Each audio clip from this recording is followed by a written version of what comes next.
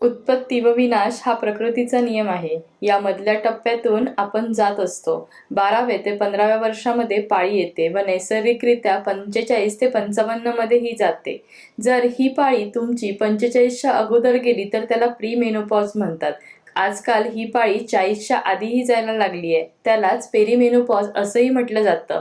तर मेनोपॉजच्या आधी तुमच्या शरीरामध्ये कोणती लक्षणे किंवा कोणते बदल जाणवतात हे आजच्या व्हिडिओमध्ये आपण बघणार आहोत. सलग 12 महिने पाळी न येण्याच्या क्रियेलाच मेनोपॉज म्हणतात. यामध्ये शरीरातील इस्ट्रोजन आणि प्रोजेस्टेरॉन हे हार्मोन्स काम करत असतात. प्रत्येक महिन्यामध्ये स्त्रीच्या शरीरामध्ये नॅचरल एग्स निर्माण होतात.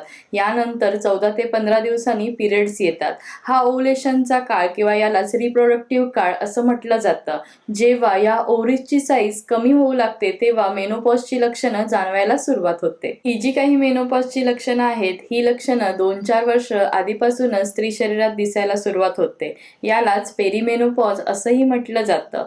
यामध्ये सगळ्यात पहिलं लक्षण आहे की पाळीची अनियमितता. जर तुमची पाळी 28 किंवा 30 दिवसांची असेल तर ती 20व्या किंवा 22व्या दिवशी यायला सुरुवात होते. कधी कधी ती 35व्या दिवशी येते. पाळीच्या वेळी होणारा रक्तस्राव हा कमी प्रमाणात किंवा कधी कधी जास्त प्रमाणात होऊ लागतो.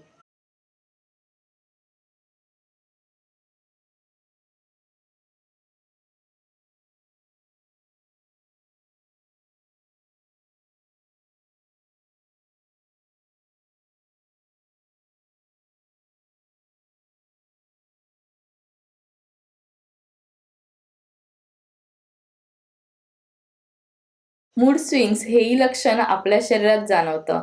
हार्मोनल इम्बॅलन्समुळे हे होतं. यामध्ये आतल्या आत चिडचिड होऊ लागते. कधी कधी काहीच काम करण्याची इच्छा होत नाही. कधी कधी खूप एकटं वाटायला सुरुवात होते. ब्रेन फॉग, लक्षात न येणे किंवाच याला आपण विसराळेपणा असंही म्हणतो. कुठची वस्तू कुठे ठेवली आहे हे आठवतच नाही किंवा एखादी काम कोणतं करायचं आहे हे लक्षात राहत नाही. एखादा निर्णय घेताना खूप घाबरल्यासारखं वाटायला लागतं. पूर्वी खूप काळ झोप लागत होती, पण आजकाल असं होतंय की तुम्हाला झोप लागते व मधीच जाग येते.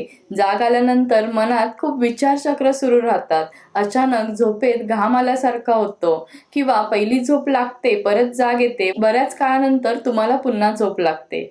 यानंतरचं लक्षण आहे की वजनामध्ये वाढ होते. कमरेचा घेर वाढू लागतो, पोटाचा घेर वाढायला सुरुवात होते. इस्ट्रोजन या हार्मोन्समुळे हे जाणवते. तुमचे केस हळूहळू गळायला सुरुवात होतात. तुमच्या भांगामधले केस विरळ होऊ लागतात. याचबरोबर आणि लक्षणं म्हणजे की तुमच्या हाडांची झीज होऊ लागते, त्यामुळे हाडं दुखायला सुरुवात होते. तसंच पिगमेंटेशन यायला सुरुवात होते. स्किन कलरमध्ये चेंजेस यायला सुरुवात होतात. हे सगळे बदल हे आपले मेनोपॉज पूर्वी जाणवतात. जर तुम्हाला तुमच्यामध्ये ही लक्षणे दिसत असतील तर तुम्ही तुमच्या आहारामध्ये काय बदल करायला हवेत किंवा कोणत्या योगा केल्यामुळे तुम्हाला फायदा होऊ शकतो हे आपण पुढच्या व्हिडिओमध्ये बघणार आहोत. Stay connected.